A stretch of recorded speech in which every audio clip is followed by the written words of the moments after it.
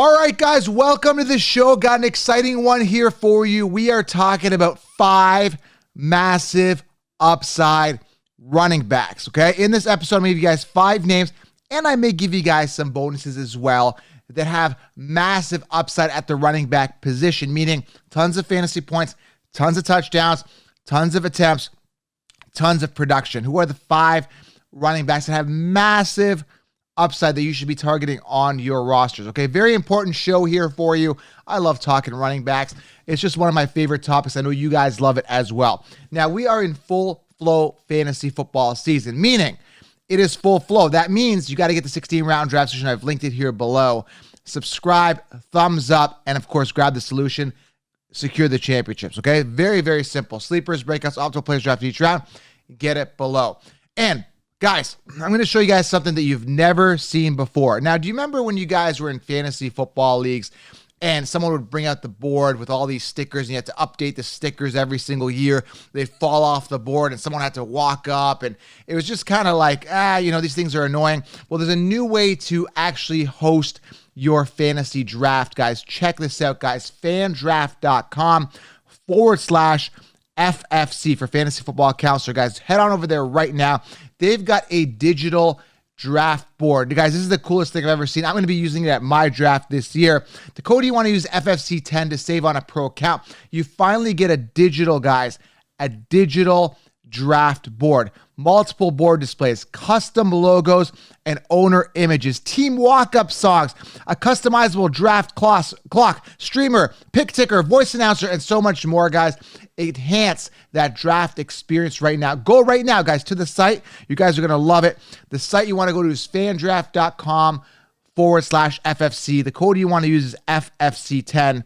Guys, I'm telling you, go sign up. If you're a commissioner, it doesn't even matter if you're a commissioner. If you're in a league, go tell your commissioner about this. You want to use this in your drafts. Okay, guys? All right, let's dive into this. We are talking about 5 massive running backs.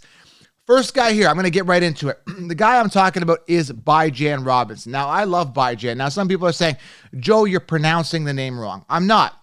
I'll tell you why.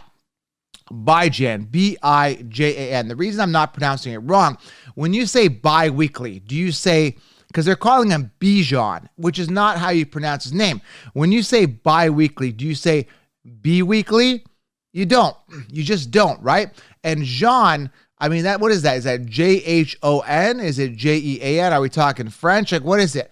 It's Bijan, like J-A-N, like Jan as in ran, right? I ran to the market. I don't say, I bond to the market, right? Like, Jean Bond, right? Again, ran, tan, Jan.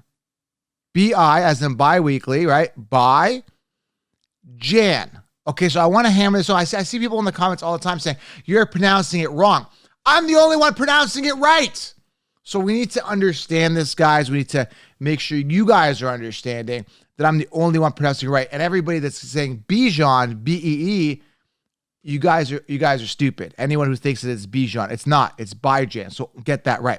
And that is the first massive running back here with massive upside. Love the player, love the talent, love the personality. He's a great dude. Jesus believer, love him. He's just a great guy, okay? I share some of his stuff too because I believe in Jesus. Jesus is the way, the truth, and the life. So again, love Bijan, love his religious beliefs, love the fact that he's got amazing work ethic, love everything about him, love his character, love the kindness, love the goodness, love the playability, love the opportunity. Now, understand, guys, he is drafted in the first round by the Falcons, meaning they're going to use him. What happens to Algier? I don't know. They're going to use Algier maybe in the goal line occasionally or to give Bijan some air, but Bijan is the guy. You don't invest a first round, 8th overall pick on a guy you're not going to use. So I'm telling you guys, I'm telling you right now, listen and listen good, okay?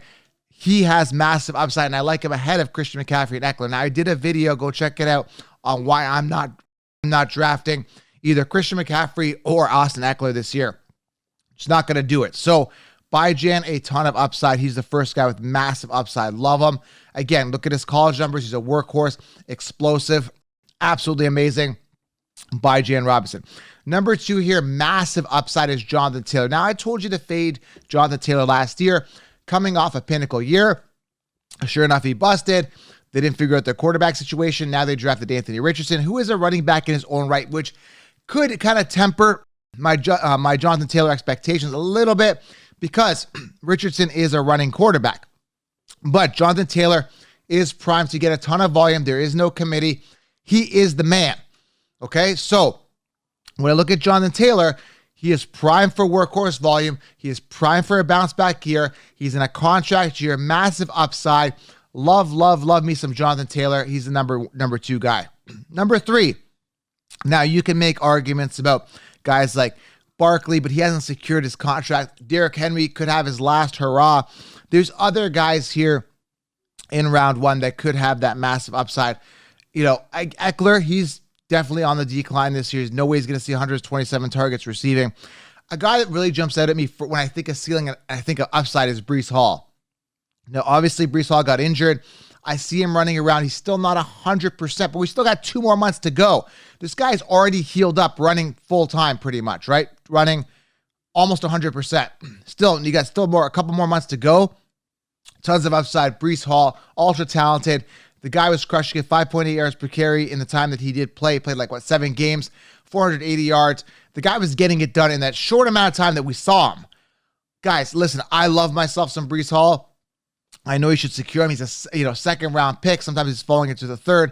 If you do make sure that he's your second round pick, make sure you get Bijan or Taylor in round 1 or someone like that. And then make sure he's your RB2. Now, if you get him as your RB1, there is that risk that he may not be 100%. He may be limited. But if they let him run loose, which I believe they will, in an offense where they need to win because they brought in Aaron Rodgers in his, sunset years of his life, he's got to do something here. Rodgers is here to win. And then you've got, Breece Hall, you've got Garrett Wilson, you've got these weapons. They're set to win it this year with Aaron Rodgers. They're not messing around, okay? So Breece Hall, you got to let him run loose. And if they do, look for top 5 upside, massive ceiling, 12 touchdowns on the ground, a ton of explosive plays, and that's what I like, right? You got that upside breakaway speed. You get that with Bijan. You get that with Taylor. You get that with Breece Hall. That's what I look at with running backs. I don't look for lackluster running backs that could be mediocre, right? So that's what I love, okay? 4th guy here, absolutely love him, is Naji Harris. Listen, Naji Harris, ton of upside because they finally improved the O-line, because he's the 3rd-year integrated, because he's going to get the volume, because Pickett settled in, improved O-line, great coaching that believes in him, ton of volume, had a down year last year. If you guys remember, Naji in his rookie year, 1,200 yards, top 3 running back, okay? That could very well happen. He's going to get the goal line work. There's no competition there. Love the upside here. And again, you're getting him in the 2nd round, 3rd round sometimes. You're getting that value. You're getting that upside. Okay, you get that boom potential. Okay, and again, before I get to the last guy, I want to talk about some other guys that could be upside here, some bonuses for you. But if you want all the players and everyone to draft, get the 16-round draft solution. I've linked it below, guys, and that's going to give you everything, all on a silver platter. Okay, so other guys that may boom, again, Jahmyr Gibbs, love the explosive playability, but he's got the hindrance of Montgomery there. But I love this. Kenneth Walker was a massive upside guy, but he got hindered by Zach Charbonnet. My gut feeling is Kenneth Walker gets hurt and Charbonnet takes off, so Charbonnet could have that upside.